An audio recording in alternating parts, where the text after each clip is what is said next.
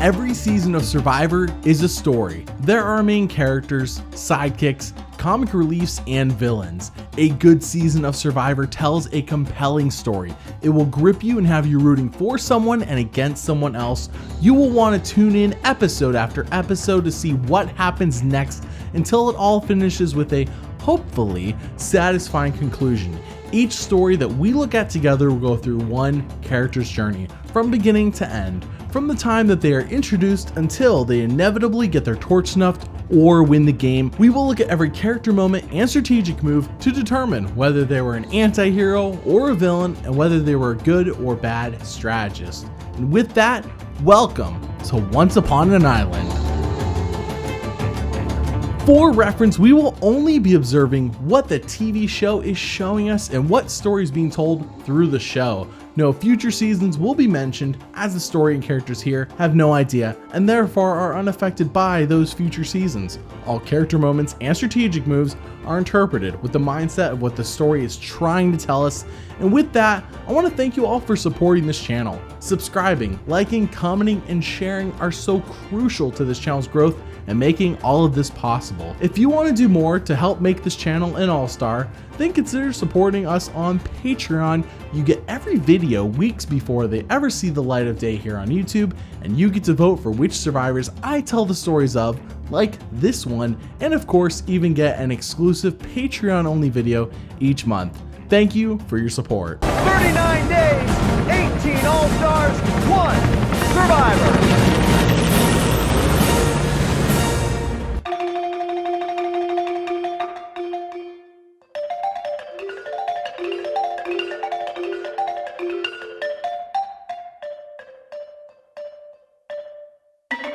Lex Vandenberg, considered to be the original anti-hero of Survivor after his time on Survivor's 3rd season, Survivor Africa, was a castaway on Survivor's 8th season, Survivor All-Stars. He played a solid game before that included a lot of loyalty, emotion, and challenge wins. Considering he came only 1 vote shy of reaching Final Tribal Council, can he replicate that success again? Can he make the necessary adjustments to get himself to the end this time and win it all? Let's find out. There are 2 things that are important to note about Survivor All-Stars, and one is how the tribes are separated.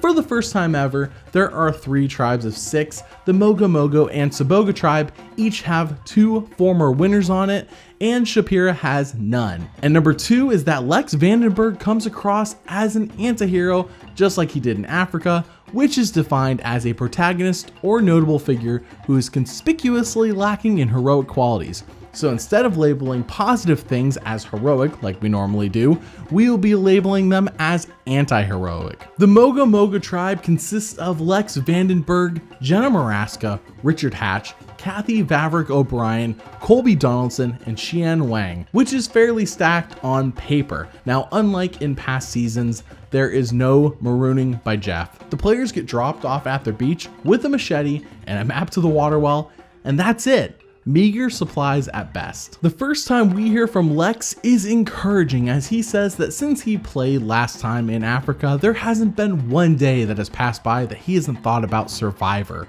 which tells us that returning is important to him and he is serious about this game. I think I'd be lying if I said there wasn't a day that went by since being in Africa that I didn't think about Survivor and about the game and about the possibility of coming back one day. Almost immediately following that, factions form, namely the women get together, which Richard Hatch recognizes and points out.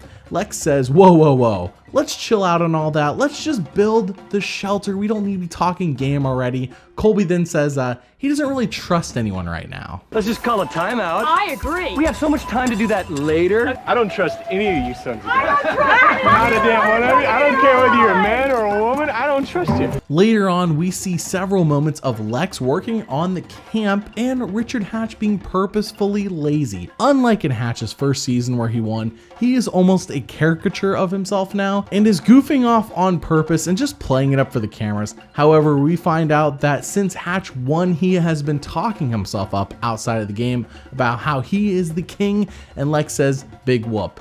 you were the king when no one knew what the game was really about yet. That was like shooting fish in a barrel. He spent the last couple 3 years since he won Survivor talking about how he is just the best this game has ever seen. While what Lex says does have a grain of truth to it and the others seem to agree with him, he comes across as very salty. He is the king. He was the king when he was playing with a bunch of sheep. That's true. That's true. That was like shooting fish in a barrel. Mogo Mogo wins immunity, so they don't go to tribal council, and any actual first impression we can get of Lex is a little hard to come up with, as the focus of this episode has really been on the 2 other tribes. All we really saw this episode from Lex was him working hard around camp, saying he has never stopped thinking about Survivor, and showing jealousy about Richard Hatch. While it is something, it seems like right now his story isn't clearly defined, and it will be curious to see if things develop down the line.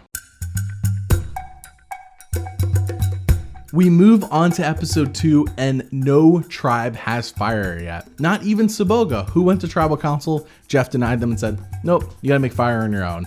And everyone's water source is a well filled with parasites, so they have to boil it, but they can't boil anything because they don't have fire. So when it finally rains, it is a godsend to these castaways, as this is fresh water falling right into their laps. Initially, the rain came and you're thinking, okay, I gotta keep dry. But after a few minutes of that, the light bulb went on, and all of us realized that fresh water was falling from the sky. However, Survivor must have been feeling bad because they had all of the tribes play out a reward challenge to win some lousy blankets. Saboga does win, and Jeff offers them a pot and flint. However, if they get a pot and flint, everyone gets a pot and flint, and Saboga agrees. Give everybody flint. Oh, we did it. So after that pointless reward challenge back at camp, everyone is wowed that Tina Weston was voted out first. And this opens up everyone else's eyes to the former winners being targets. Lex says, we all know what this means. This time, it's all business. It's cool because it sets the tone for the whole game. Tina's first out. We all know what it's business this time. Once again, Mogo Mogo wins immunity, so they are safe, and we slide into episode 3, where not only does it seem to be raining all of the time, but when it isn't raining, the bugs are just constantly biting and causing a whole lot of itching. However, an even bigger issue is going on at the Mogo Mogo camp, as Jenna Maraska has been sulking, and as it turns out, her mom is sick with cancer. Now, we knew this was happening when she was on the Amazon, but apparently Jenna senses that it is getting much worse now. Lex and Shiann seem to be empathetic about how she is feeling. It seems to be tough for her this time around. Yeah, it's tough. Especially mentally. I don't think she's happy. Each tribe then receives tree mail from the Home Depot, and it is time for a shelter building challenge. Essentially, whoever makes the best shelter in 24 hours wins reward. Lex and Colby are leading the charge for Mogo Mogo, and they humorously describe what exactly their idea is for their shelter. Crow's nest, but as we like to refer to it, the love nest. The love nest, indeed. And when you've got Richard Hatch on your team, there's lots of love. Too much love. However, Shiann is part of the team, and she has a lot of ideas that she offers to Lex and Colby, like a coconut phone and a dumbwaiter. A coconut phone that would go from top floor to downstairs phone. A dumbwaiter. If we do a bi-level, we could have like a pulley. Which doesn't interest the guys at all, and Shiann is hurt that it seems like they weren't even listening to her. It was as if when we spoke, they couldn't hear it. They had like their transmitters tuned to each other only. While Shiann's ideas are pointless if the point is to win the challenge and don't add any actual value to the shelter, how Lex handles it is wrong. Instead of saying, those are some great ideas, Shiann, why don't you work on that while we work on this, he just blows her off and ends up annoying her instead. Now, when the professional inspector comes, he shakes the shelter and really puts it through its paces. While doing this, Lex jokes that, hey, at least now we know Richard Hatch can use it, which at first seems a little mean, but actually all season it's been a running joke about how Hatch is fat, and it's all in good fun.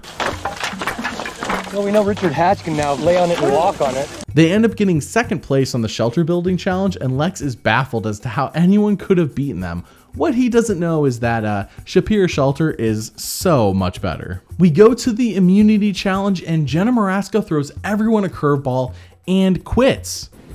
I need to pull myself out of the game and be there. She says she feels like her mother is getting worse and she can't stay in the game any longer, and as it turns out, her feelings were right, as her mother does pass away not too long after she leaves the game.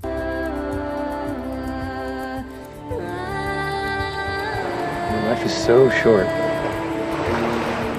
You blink and you're gone.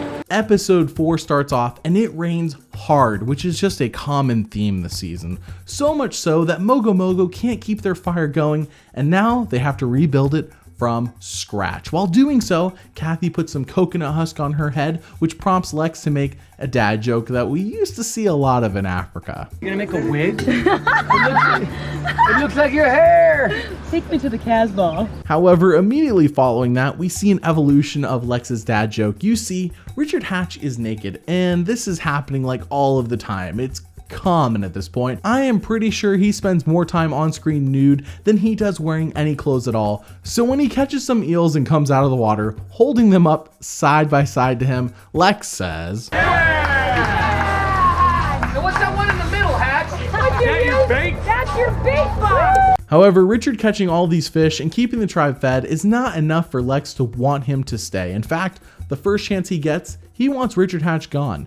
Now this reads a lot like Lex wants Richard out for personal reasons, as strategically, Rich is a free agent and Lex could rope him in, but he is choosing not to. One of the reasons I'm looking so forward to getting the third key to that rice box. Once we have rice, we won't need to rely so heavily on Richard for food. At the reward challenge, the castaways are playing an elaborate game of Go Fish, basically. While this does bring out a lot of witty and fun banter between quite a few of the castaways, for some reason, Lex takes this to a flirtatious level with Jenna Lewis, which is awkward considering he is married. And no, he's not married to Jenna Lewis. Jenna, could you tickle me with your feather? No. Jenna, Lex? how'd you feel about giving me a little sponge bath? They don't win the reward challenge, but at the immunity challenge, they are tasked with blindfolding everyone while having one non-blindfolded player on their tribe be their caller. They're being blindfolded to go find puzzle pieces, and out of everyone, Lex looks the silliest in this entire scene. Lex, listen to me! I can't see you! Reg! Have you got any? No! However, when it comes time to do the puzzle, Lex leads the charge for his tribe, and they win immunity once again. Mogo Mogo wins immunity! Yeah, man! Yeah! No tribal council means we enter episode 5 and there is a twist for the reward challenge. Whichever tribe loses, they will be dissolved into the 2 other tribes, meaning that the winning tribes will draft players from the losing tribe. Now Mogo Mogo, they don't lose, in fact, they win. And Colby says, hey, let's draft Ethan since he is a former winner, and that way we have an easy person to vote off. So when it comes time for them to draft their players, they do just that. They draft Ethan Zahn, who played with Lex on Africa and was closely aligned with him, and they draft Jerry Manthe. First, okay. We gotta get rid of Ethan. Yeah. Bring him along, Rich. Yeah, bring him along. Bring him. Choose him, then Yep. we get rid of him. Mogo Mogo, who's your first pick? Ethan. Ethan, come on over. Mogo Mogo, make your next pick. Jerry. Come on over. Come on, Jerry. For the first time ever, Mogo Mogo can't finish a challenge in second place and be safe, which is what has happened all season so far. Now if you come in second, you lose, which is exactly what happens to them when they lose at the immunity challenge and now have to vote someone out for the first time. Shapira wins immunity! Back at camp, Colby talks with Ethan and says, you know what, let's vote out Hatch. Since Ethan has no power in the game, he of course agrees with this, because why wouldn't he? And Colby tells Lex, who tells Kathy and Jerry that Hatch is going home tonight. Lex is kind of being the errand boy. Lex has actually been wanting this though, as we plainly saw in an earlier episode, and Kathy and Shan seem to both be on board with the plan and actually attribute Colby as the one calling the shots and not Lex, which is great for his threat level. I think we just need to really watch Colby with that because he's calling the shots. He's very, he's very Okay. powerful. All right. Good. While Jerry wasn't completely on board with the idea of having Hatch be voted out since he has no power in the game and she has a personal vendetta against Colby, the numbers aren't there to make a flip happen. So the move that currently doesn't make a lot of strategic sense but has a lot of personal feelings behind it happens, and Hatch is voted out unanimously. Rich, the tribe has spoken. As episode 6 starts, we hear from Kathy and Jerry about why the flip to get rid of Colby didn't happen. Apparently, Jerry was following Kathy's lead, and Kathy didn't want to upset Lex and make him feel betrayed by her if she did flip on him. Even though she's not voting out Lex, she would not be doing what she's told Lex she was going to. She is keenly aware of how once he feels betrayed, then there is no turning him around, which means people who are loyal to Lex are less likely to make a move against him. I was really offended that he sent Lex the information. Like he sent his messenger. I just think the repercussion would put a schism between myself and Lex would feel totally betrayed. We then learn a new tidbit of info that could have never come up in Africa due to a lack of water, but as it turns out, Lex is an accomplished fisherman. Who knew? He hadn't revealed this yet since he knew Hatch prided himself on being the provider, and Lex's goal was not to cause a rift in his tribe over something small like who is fishing. You know, I really wanted to wait until Richard was out of the picture before I picked up the spear. I didn't want it to be a competitive thing. I think kind of holding your cards a little closer is always a good idea in Survivor. He also deduces that by being the provider, the women will view him as more valuable than Colby and Ethan, which is an early indication of who Lex really wants to be aligned with in this game. If I can show them that I can provide them with food, there's no reason for them to feel any compulsion to keep the other two guys around. At Tree Mill, Jerry has a talk with Lex where she tells him that she wants to align with him 150,000%. Her words, not mine. I just want you to know you can trust me. Okay. 150,000%. Okay. Lex correctly reads that Jerry is being truthful, and of course we know that she is being honest too, since she came over to Mogo Mogo with Ethan, and her and him are not on the same page. Appreciate that, Jerry. The conversation I had with Jerry was completely sincere. I don't have any reason to feel that it was anything but. After that conversation, Lex tells us that this time, it's all business. If he needs to exploit a friend like Jerry to make it further in this game, he will. Exploiting situations where I have a friend that might trust me, I'll do it. It's business this time.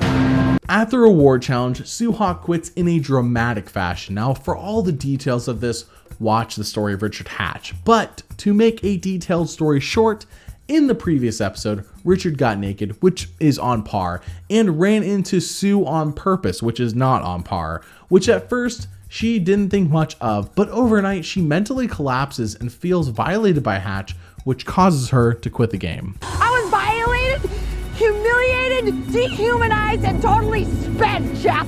It wasn't sorta, Jeff. Anyways, Mogo Mogo does end up winning the reward challenge, in part thanks to Lex, who plays Anchor and gets the winning shot. And with that, Mogo Mogo wins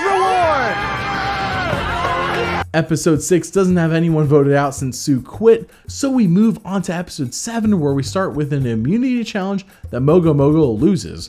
All those second place finishes they were getting before disguise how Shapiro beats Mogo Mogo in almost every single challenge. Colby decides Jerry is going next, and once again he gets Ethan on board. And since Kathy was kidnapped by Shapiro, since Shapiro won immunity/reward and they have to pick one person to temporarily kidnap, she won't be part of this tribal. So all that is needed to vote someone out is 3 votes. They talk to Lex, who agrees, and then tells us that you don't make it far in the game of Survivor by playing it safe.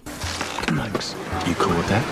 But you don't get far in this game by playing safe. Which is wholly untrue through these first 8 seasons of the show. However, he does tell us that he is shifting his game from how he played in Africa, and this time he is far more willing to make the moves necessary to win it all. Change my strategy from how I played in Africa, in that I was going to come in here, and if I had to make some hard decisions and if I had to do a little lying, I was going to do it. Lex then approaches Jerry and tells her that actually Colby is going home instead, if she's cool with that, which of course she is. Now this is a curious decision from a strategic standpoint.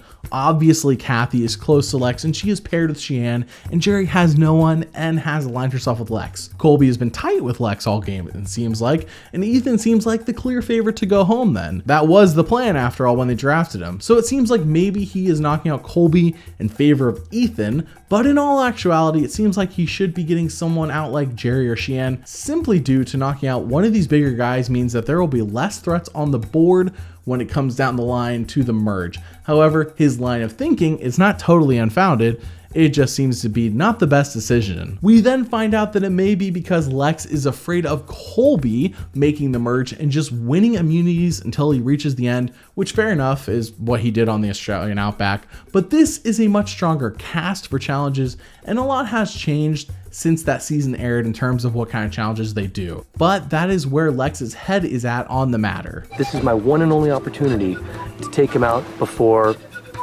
it slips right through my fingers, so I'm jumping on it. At Tribal, the plan plays out perfectly as Lex votes for Colby and says, hey, it's all business this time. You and I both know that this game has absolutely nothing to do with friendship. I had to make a hard call. It meant taking you out. Colby is then voted out 3-2. Colby, Trump has spoken. Having now voted out Hatch and Colby, two of the game's biggest threats, we move on to episode 8 and Ethan realizes, oh, I guess I'm not as close to Lex as I thought I was. Ethan apparently is not in the loop with Lex's all business plan and how past ties don't really matter. However, this means that Ethan feels like he can't trust Lex anymore. I thought I was pretty close to Lex.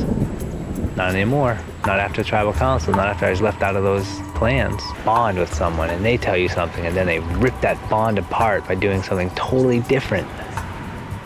That hurts. Then, not so surprisingly, Mogo Mogo loses reward, and then they lose immunity. Now having to go back to Tribal once more, Lex pulls a classic move out of his hat that he used to do in Africa. Because he is friends with Ethan and feels close to him, he sits him down and says, hey man, nothing personal, but you're going home next. Which angers Ethan quite a bit. It's better for my game if we vote you out tonight. But it has nothing to do with friendship. This is business.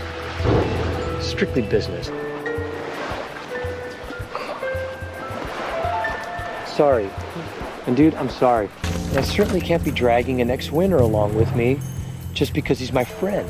This isn't Africa, this is All-Star. Ethan even clearly calls out Lex and says, this is not strictly business like you're telling me. And he's right. Eliminating another big target on the board is not the best strategic move for Lex. Lex, as much as you say you want it, this is business, it's not. However, at Tribal Council, Lex makes a good case for why no one should bring a winner to the end.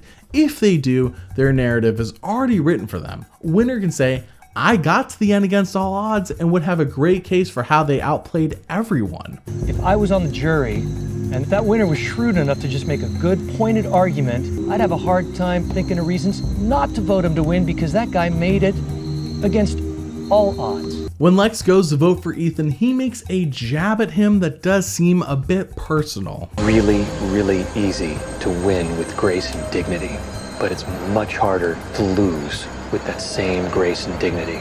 Let's see how you do. Ethan is then voted out unanimously. Ethan, Trump has spoken. Have fun, play hard, don't let the bed bugs bite. Episode 9 is a recap episode and is not part of the overall narrative, so we start episode 10 with a twist. You see, everyone has been anticipating merge for quite a while, hence the move on Colby 2 episodes ago. So when Jeff says, Alright, drop your buffs. There we go. Drop them at your feet. It seems like it is time for the merge, but it isn't. They are now doing a tribe swap on day 22 when normally a merge happens around day 19. Now what is even stranger is how the tribe swap almost perfectly puts all of the old Mogo Mogo on the new Shapiro tribe and vice versa. The only player to not move to the other tribe is Amber, who is now stuck with all of the old Mogo Mogo. Amber is the only one to change tribes. They then have an immunity challenge, and Treemail indicates that it will be a quiz about the past 7 seasons. So they all decide to study up on what they know. I'm going to ask you a series of questions pertaining to Survivors 1 through 7. Somehow Lex's tribe gets the question right about where Survivor Africa took place, which is not surprising since Lex was on the season, but Big Tom, who was also on that season, gets the question wrong and is on the other tribe, which is baffling, but good for Lex. Reveal. Shapiro says Kenya, that's right. Mogo Mogo says Nairobi, that's wrong. Shapiro scores. Lex's tribe does lose the immunity challenge, and as everyone is leaving, Boston Rob says a quick word to Lex, which shows that out of everyone on that tribe, this is who Boston Rob trusts the most. If you can. Today, after the challenge was over, I grabbed Lex. I said, if you can save Amber, I'll remember it and I'll help you later on in the game. Now let's remember how all that was said here in this conversation was, you take care of her, I'll take care of you, and that's it. This will be important later on. Back at camp, Lex is in a pickle. Should he save Amber and make Boston Rob happy? I mean, Boston Rob did say, I'll take care of you later. Or be selfish and save Jerry, who has pledged her allegiance to him. The only thing about this that just reeks is that it is absolutely horrible for Jerry. Kathy tells Lex she thinks Boston Rob will hold a grudge if they don't save Amber. Lex thinks he can exploit the favor to his advantage. But I do think that I can exploit the favor to our advantage. Now this thought process is very risky. Jerry is the target, but Jerry has no one else in the game on either tribe. Like Richard Hatch, she was a free agent until she became loyal to Lex. Now Lex knows Amber is loyal to Boston Rob, so what Lex is really hoping here is that his outside of the game relationship with Rob will bring him 2 votes to help him along the way, like they all vote together, versus Jerry's 1. But this is incredibly risky because he hasn't been on a tribe with Rob or Amber at all previous to this, so he doesn't know what has been going on for 24 days over on Rob's tribe. Instead of getting rid of Amber tonight, the decision to vote Jerry out instead makes more strategic sense. He does end up deciding that the risk is worth it, and once again, though this never seems to really work out positively before, he tells Jerry, you're next to go. And fair enough, she probably takes this the best out of anyone who has ever heard this from Lex in his 2 seasons. You know I love you.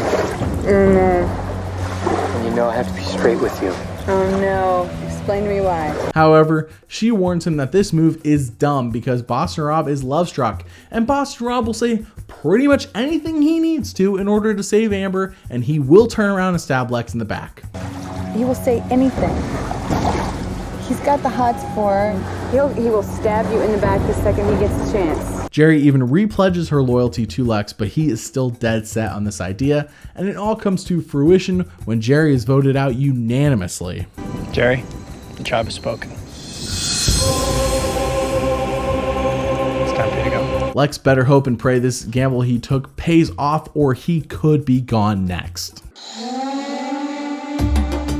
It is now episode 11, and Lex explains his rationale one more time. While Jerry was loyal to him, he knows that saving Amber means Boston Rob owes him a favor, and Boston Rob is good for his word. Which, what Lex is really saying here is that Boston Rob's favor is worth more to him than Jerry. I cut her loose to keep Amber around as a favor to Rob. When I need to cash in with Rob, I'm sure he'll deliver. Finally, on day 26, 2/3 of the way through this game, they merge. Drop your buffs. Here we go. Here we go again. This time the buff. Yes! It is the merge color. This is where it gets exciting for a game player like me who just enjoys playing the game of Survivor. At the new merged camp, Rob says to Lex's face that he will do everything he can to keep Lex safe, but then in confessional tells us, what is he, stupid? Of course he's going to backstab Lex, which is not great for Lex's game. I will do everything I can. And you got other friends in the game too. Well, I'm making the deal, save Amber, and I'm gonna help you later on. You guys didn't really believe that, did you? Rob even tells Amber that Lex is going out next, which Amber is not a big fan of, but Rob says, hey, don't worry about it. We need to get rid of Lex tomorrow. At the immunity challenge, 1 man and 1 woman get to win individual immunity, which is the first time ever in Survivor history that this is happening. Kathy wins the women's immunity necklace, and Boston Rob narrowly beats Lex for the male necklace, which wouldn't be a big deal if Lex's head wasn't on the chopping block. He's got it! Boston Rob comes from behind! Wins immunity! Now that they are on the same tribe and have actually been living together for a while, Lex is seeing how Rob has taken 0 steps to make Lex feel comfortable, and he feels like he may have made a huge mistake by saving Amber over Jerry. I realized that I made a huge mistake. I made a potentially game-ending blunder. Rob then pulls a classic Lex move and goes and tells Lex that, hey, we're voting you out next. Sorry about that. I appreciate everything you did to save Amber, but have agreed to stay together as a group. I can't even believe what I'm hearing. Lex takes this personally, even saying how he was doing a special friend favor for Rob. So how could Rob turn his back on him and stab him? You got more allegiance to them than you got to me. After asking me for a special friend favor. It is a heated argument that actually has Boston Rob saying how this is purely a game move for him. He has to do it. It's the best thing he can do for his game. And he is still Lex's friend if he wants to be. Lex is deeply hurt along with Kathy, which is ironic for Lex given how he wants to play the way Boston Rob is playing right now. He said all season how this time it's all business, but he has failed a few times along the way at keeping his emotions out of it, and this right here is the biggest proof of all. Either way, it's a bad look for Lex, and it makes Jerry's warning very prophetic. And you want to put our friendship on the line, I'll put our friendship on the line over this. The word I gave you was that if I can take care of you, I will. I'm sorry, I cannot. In the aftermath of the conversation, Kathy even says she is willing to give up her immunity necklace to Lex at Tribal so he can stay and fight, and she can go home. This game is no longer any fun for her. I don't want to stay here. Stop giving me money. Sweetie pie, come here. You know what, honey? At Tribal Council, everyone seems to be in a sour mood, which is not at all helped by the constant rain that has been happening all season and even right now. At Tribal, Rob looks like he feels bad and says he still wants to be friends after the game, but Lex doesn't reply. I just want everybody to know that if I'm your friend, I'm your friend. When Jeff asks if anyone wants to give up immunity, Kathy says no, really putting the final nail in Lex's coffin, and his reaction says it all. Kathy, you keeping yours? Thought about it, I'm keeping it. Okay. Kathy cannot be... Lex is then voted out 7-2 with only Kathy voting with him. Lex, tribe has spoken.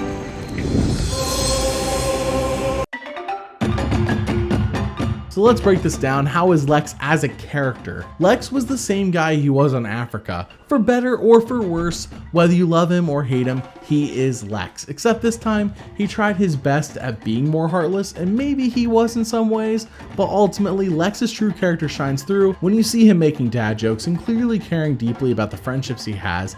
He still comes across as the kind of guy that would give you the shirt off of his back if you needed it, and seems like a genuinely good guy, but don't double cross him or you will feel his wrath. Out of 18 character moments shown on the show, 10 were anti-heroic and 8 were villainous, making Lex Vandenberg an anti-hero on Survivor All-Stars. Now, how was Lex as a strategist? Lex was solid, but his flaws ended up being his own undoing. It seemed like he was taking a page out of Brian Heidig's book of making this game into all business, but it seems like that was only the case when it was convenient for him, and ignores all the times when he decided to make decisions that were purely personal, like voting out Richard Hatch, getting personal with Ethan when voting him out, and taking Boston Rob's strategic business decision very poorly and very personally, which is a massive shame since Lex had played a pretty good game despite being on the losing tribe, though instead of cutting Richard, Colby, Ethan, and Jerry, maybe cutting Cheyenne and Amber would have been better decisions that would have made the merge a different game